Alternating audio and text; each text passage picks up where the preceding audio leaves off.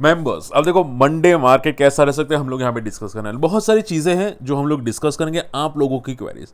अब देखो शायद मैं संडे को यानी कि कल मैं यहाँ पे लाइव नहीं आ पाऊंगा, और ये वीडियो मैं आज रिकॉर्ड यहाँ पे कर रहा हूँ, तो अगर नहीं हो पाए माफ़ कर देना, मैं मैसेज छोड़ दूंगा, ठीक है। चलिए सबसे पहले बात करते हैं मार्केट कैसा रह सकता है, ठीक है। देखो काफ़ी लोगों की क्वेरीज है, काफ़ी लोग बोल रहे हैं सर स्टॉक सिलेक्शन करना कुछ स्ट्रेटजी है क्या, तो वो भी बताऊंगा इस वीडियो में, वीडियो के एंड में, ठीक है। तो देखो सबसे पहली बात, मार्केट की जो मोमेंटम थी वो काफ़ी एक छोटी सी रेंज में थी, ठीक है। मार्केट काफ़ी बेस बनाने की कोशिश कर रहा है, तो ये क्या तो बेस ब्रेक डाउन करेगा या ब्रेकआउट करेगा।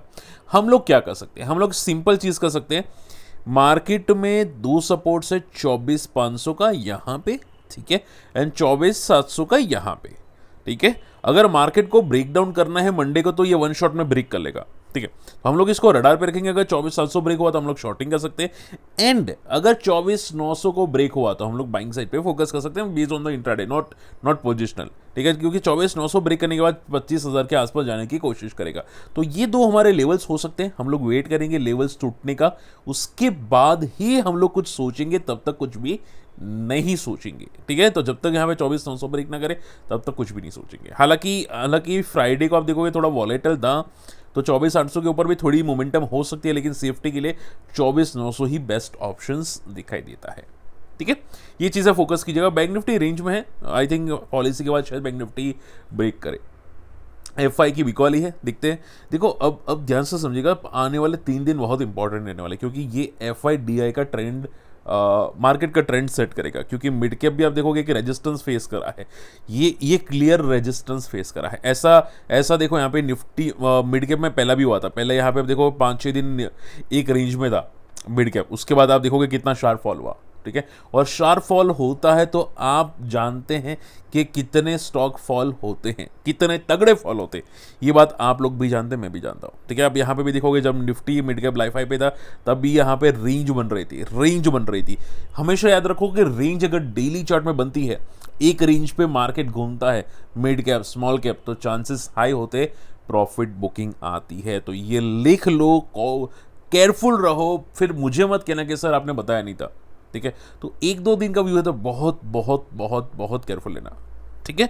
ओके, देखो मैं सिंपल कर देता हूँ। हालांकि आप मुझे बहुत सारे बोलते हैं सर आप डराते क्यों है, देखो मैं डराता नहीं, समझाता हूँ, ठीक है। आप सिर्फ इतना समझो कि अगर आपको लगता है कि भाई पॉजिटिव होगा सर, आप गलत होंगे क्या, तो आप ये समझो रेंज ब्रेक होगी तो हम लोग गलत हो जाएंगे, ठीक है।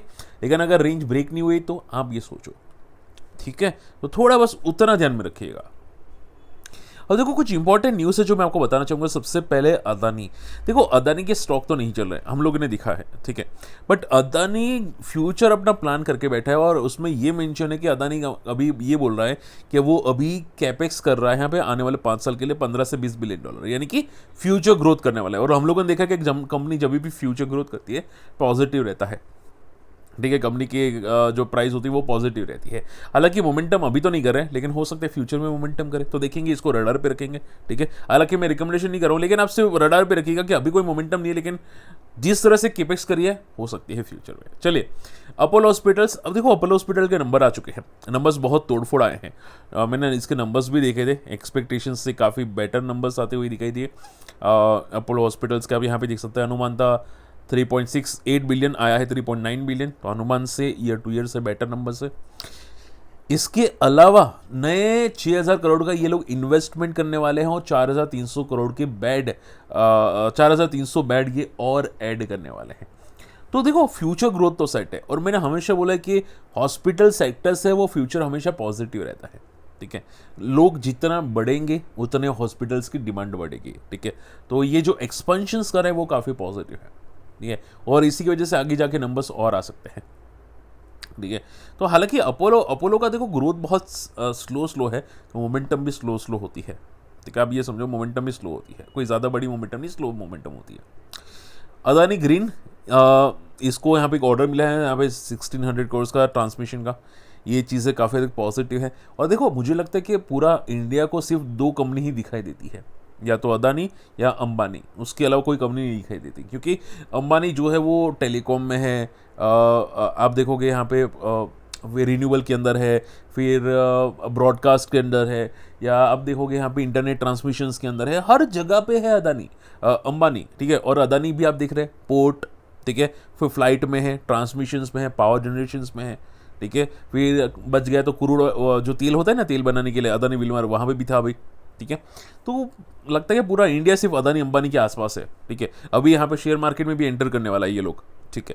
अनिल की मैं मुकेश की बात कर रहा हूँ, ठीक है। जियो भी आने वाला है मार्केट में। तो ये चीज़ें बहुत नेगेटिव है, क्योंकि इसमें दूसरे प्लेयर सस्टेन नहीं करते, सर्वाइव नहीं कर पाते, ठीक है। तो ये चीज़ें थोड़ी नेगेटिव हो जाती है इंडियन ग्रोथ के लिए। देखो इंडियन ग्रोथ के लिए, क्योंकि दो के पास सिर्फ पूरा का पूरा इंडिया होना ये गलत है, क्योंकि वो फिर वो अपने हिसाब से पैसे को मोमेंटम करेंगे, ठीक है। और ठीक है, कोई नहीं, क्या बोल सकते हैं अभी हम लोग। वाटर बेस, अब देखो सबसे इंपॉर्टेंट चीज़ है वाटर बेस।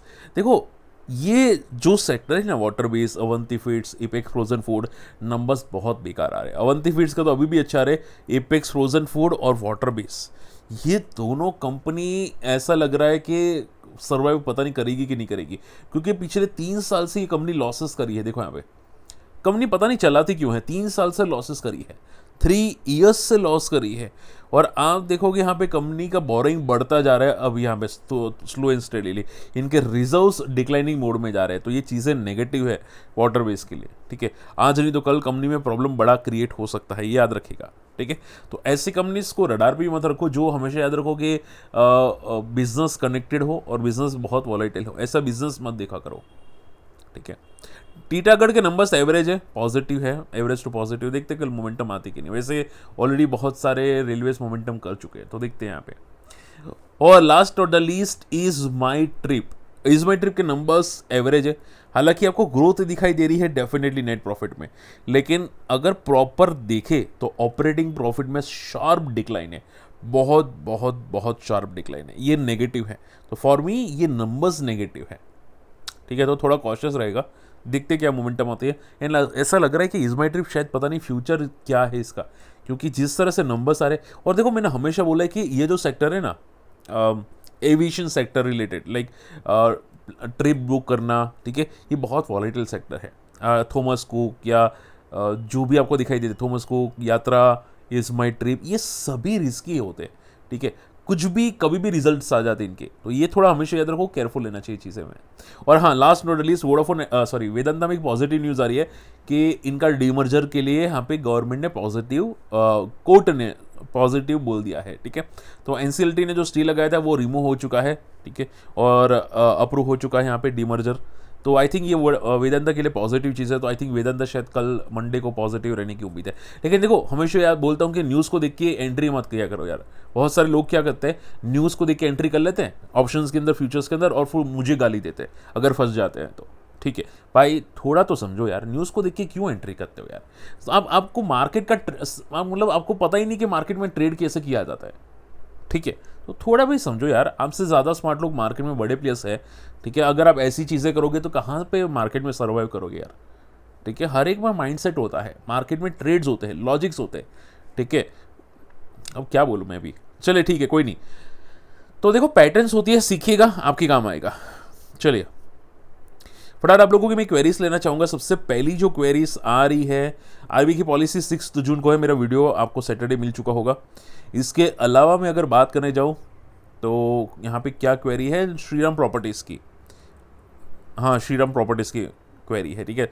तो देखो श्रीराम प्रॉपर्टीज़ में आप ये समझो कि देखो यहाँ पे एक सर ने क्वेश्चन पूछा तो मुझे समझ में नहीं आया, तो मुझे भाई प्रॉपर बताना है, मैं बिल्कुल भी समझ नहीं पा रहा हूँ कि आपका क्वेश्चन एग्जैक्टली है क्या। श्रीराम प्रॉपर्टीज मेरे भाई देखा है, रिजल्ट तो काफ़ी तोड़फोड़ थे, लेकिन मोमेंटम आने के बाद ये साइडवेज हो चुका है। तो हमेशा याद रखो कि पहले क्या रिजल्ट का 7 दिन का हाई तोड़ता है कि नहीं, सस्टेन करता है कि नहीं, वो देखना पड़ेगा। और इसका अभी रेजिस्टेंस लेवल 100 भी है, तो क्या ये सस्टेन करेगा, उसके बाद सोचो, ठीक है। एंड हाँ, व्यू छोटा मत रखो, क्योंकि जैसे कि मैंने बोला, अगर मान लो मार्केट में अभी प्रॉफिट बुकिंग आई तो अच्छे से अच्छे स्टॉक गिरेंगे, ठीक है। तो ये बात भी ध्यान में रखिएगा कि भाई शॉर्ट टर्म का व्यू आपका है या लॉन्ग टर्म का, या फिर आपको सिर्फ ट्रेडिंग ही करना है। ओके, सबसे इंपॉर्टेंट क्वेरी जो मुझे दिखाई दे रही है कि सर स्टॉक सिलेक्ट कैसे करें। आई होप कि वॉइस प्रॉपर आ रहा है। ओके, तो स्टॉक सिलेक्ट कैसे करें, देखो सिंपल है। मुझे काफ़ी लोग बोलते हैं कि सर प्रॉपर कंपनी का ग्रोथ या स्टॉक सिलेक्शंस कैसे करें। देखो मैं कोई स्टॉक रिकमेंड तो नहीं करूँगा, लेकिन मैं एक सिंपल चीज़ बताना चाहता हूँ। पहले तो मार्केट कैप ऐसी चूज़ ही मत करो। बहुत सारे लोग जेंसोल में शायद फंसे होंगे। मैं हमेशा बोलता हूँ मार्केट कैप ऐसी चूज़ ही मत करो, ठीक है। कम से कम मार्केट कैप 10,000 करोड़ से ज़्यादा होनी चाहिए, मिनिमम टू मिनिमम, ठीक है। उससे कम की मार्केट कैप चूज़ करोगे तो फंसने के चांसेस ज़्यादा हो सकते हैं, ठीक है। मैं अगर जेंसोल की बात करूँ, जेंसोल का मार्केट कैप देखो अभी 230 करोड़ हो चुका है, इसका आई थिंक 2,000 करोड़ हुआ होगा पहले, ठीक है। तो हमेशा याद रखो कि मार्केट कैप छोटी चूज ही मत करो, ठीक है। 10,000 मिनिमम करोड़ ऊपर रखो। इसके अलावा प्रोमोटर्स स्ट्रॉन्ग देखो, स्ट्रॉन्ग प्रोमोटर्स होने चाहिए, ठीक है। प्रोमोटर्स में दम होना चाहिए। आप मार्केट से कोई भी न्यूज़ मिल जाए, भाई आप लोग सोचो कि भाई रिन्यूअल में जाना है, फलाना में जाना है, और लोग कोई भी कंपनी चूज़ कर लेते हैं रिन्यूअल के अंदर, ठीक है। भाई आप क्वालिटी चूज़ करो ना, ठीक है, जिसका ग्रोथ है, प्रेजेंस है, वॉल्यूम्स है, सब कुछ देखो, ठीक है। तो मेन क्या मैं देखता हूँ, मैं मेरा पॉइंट ऑफ व्यू कहता है, मैं मिनिमम 10,000 करोड़ की कंपनी फोकस करता हूँ। इसके अलावा प्रमोटर्स चेक करता हूँ। इसके अलावा फ्यूचर ग्रोथ, क्या फ्यूचर ग्रोथ है, कंपनी एक्सपेंशंस कर रही है, तो वो मैं देखता हूँ, ठीक है। अगर ये सब कुछ चीज़ करती है, उसके बाद कंपनीज के रिजल्ट क्या आ रहे हैं, क्या रिजल्ट्स में ग्रोथ है, क्या quarter to quarter, year to year growth आ रही है, ठीक है, तो वो मैं देखता हूँ। हाँ, मुझे बहुत सारे लोग बोलते हैं कि सर एक्सपोनेंशियल ग्रोथ आती है, क्या वो रडार पे रखे? नहीं, क्योंकि वो स्टॉक भी काफ़ी भाग चुके होते हैं। लाइक मान लो KPI ग्रीन हो गया, वारी एनर्जीज हो गया, वो भी काफ़ी भाग चुके होते हैं। हालांकि खराब नहीं है, लेकिन उसमें क्या होता है कि हम लोग टॉप पे शायद कभी कभी एंट्री कर जाते हैं, ठीक है। तो ऐसे स्टॉक भी पॉजिटिव होते हैं, लेकिन थोड़े से वॉलेटाइल एंड रिस्की होते हैं, ठीक है। तो उसमें टॉप पे नहीं, बॉटम पे फोकस करना चाहिए। लाइक KPI बॉटम पे फोकस करना चाहिए, ठीक है। इसके अलावा लास्ट इंपॉर्टेंट चीज़ है जो मैं फोकस करता हूँ, ठीक है, वो मैं ये फोकस करता हूँ कि जो सेक्टर्स में प्रॉब्लम आने की शक्यता ना हो, यानी कि प्रोबेबिलिटी ना हो, ठीक है, इश्यूज बहुत कम हो। लाइक मैं एग्जांपल ले लेता हूँ। लाइक मान लो अपोलो हॉस्पिटल, ठीक है, पब्लिक को बेड्स की रिक्वायरमेंट होगी, हॉस्पिटल्स की रिक्वायरमेंट होगी, ठीक है, तो सेक्टर्स बेस्ट है। अपोलो का नाम भी है, आप डेफिनेटली फोकस कर सकते हैं। इसके रिजल्ट्स भी तोड़-फोड़ आ रहे हैं डेफिनेटली, ठीक है। इसके इश्यूज भी कम होने वाले हैं, ठीक है। तो ऐसी कंपनीज को मैं रडार पे रखता हूँ जिसमें इश्यूज ना के बराबर आने चाहिए, जो सेक्टर्स ग्रोइंग हो, लाइक KEI या पॉलीकैब, ठीक है। ऐसी कंपनी जो फाइनेंशियली इतनी फाड़ू हो कि कोई पप्पा हिला ना सके, ठीक है। स्ट्रॉन्ग तोड़फोड़ कंपनी, जिसका बैकग्राउंड बहुत तोड़फोड़ हो, ठीक है। अब ये छोटी कंपनी तो है नहीं, ठीक है।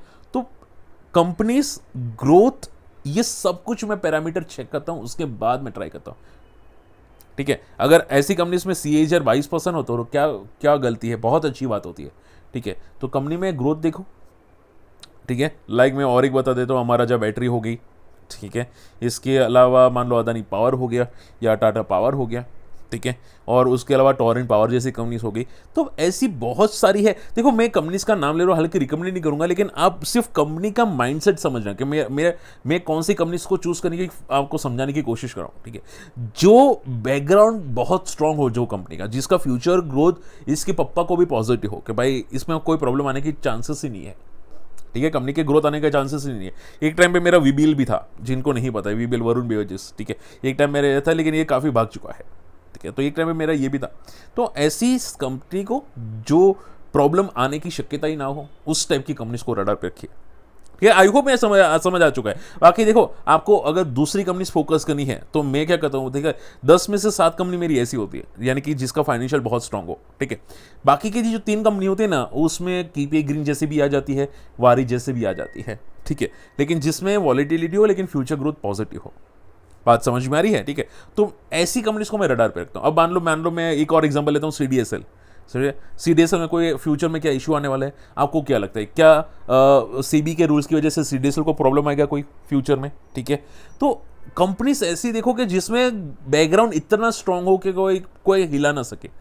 समझ में ये बात है, CDSL, BSE, NSE, लेकिन हाँ, NSE ऑलरेडी काफ़ी भाग चुका है अनलिस्टेड मार्केट में, तो अभी देखना बहुत मुश्किल है, बहुत रिस्की हो जाता है, ठीक है। बट जैसे कि मैंने आपको समझाया, आई होप आप समझ चुके हैं। और देखो, अगर समझ चुके हैं तो मुझे कमेंट जरूर करना, ठीक है, ताकि मैं एटलीस्ट जानूं कि आप मेरी बात से इत्तेफाक रखते हैं। विप्रो और ओला, अब देखो क्वेरी आ रही है विप्रो और ओला के अंदर।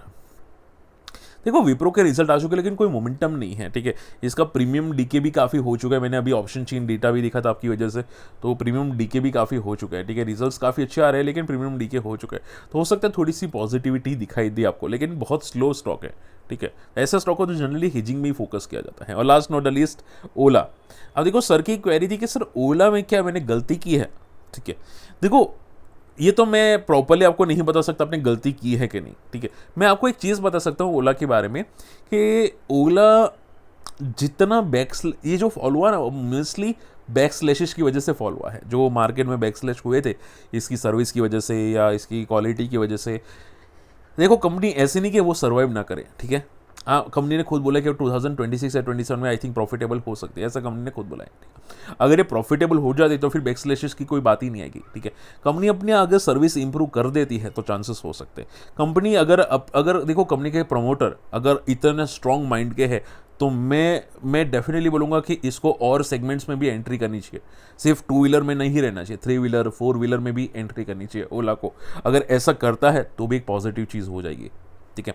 तो देखते हैं क्या होता है, क्या ऐसी चीज़ करता है कि नहीं, ठीक है, क्योंकि वहाँ पे डिमांड ज़्यादा है ओला में, ठीक है। वहाँ पे डिमांड्स आने की चांसेस हाई हो जाते हैं, ठीक है। तो देखो मार्केट में वैसे भी कंपटीशन बहुत कम है अभी 3 व्हीलर में 4 व्हीलर में। अगर ओला वहाँ पे भी एंट्री करती है तो वहाँ पे भी मार्केट अच्छा कैप्चर कर सकती है। तो ये एक बेनिफिट उनको हो सकता है, लेकिन उनको सोचना पड़ेगा, ये सब कुछ चीज़ें उनको सोचनी पड़ेगी, अपना सर्विस सेंटर इंप्रूव करना पड़ेगा, तब जाके ये एक बहुत बड़ी बन सकती है, ठीक है।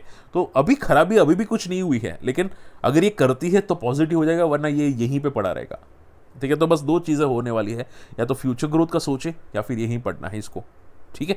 आई होप आज का वीडियो समझ में आया। स्टिल कोई डाउट रहते कमेंट जरूर कीजिएगा, बाकी फ्री टेलीग्राम में जाके जरूर ज्वाइन कीजिएगा। मैं इंपॉर्टेंट न्यूज़ इन्फॉर्मेशंस अपडेट्स वो रखता रहता हूँ, आप यहाँ पे फोकस कर सकते हैं, ठीक है। और हाँ, मैं हेजिंग का भी बताता रहता हूँ ताकि लोग सीखे, हेजिंग वो भी इंपॉर्टेंट होती है, ठीक है। तो अगर इंटरेस्टेड है कमेंट कीजिएगा, बाकी हमारे लिंक से डीमेट अकाउंट ओपन कर सकते हैं। मिलते हैं अगली वीडियो में, तब तक के लिए गुड बाय, जय हिंद।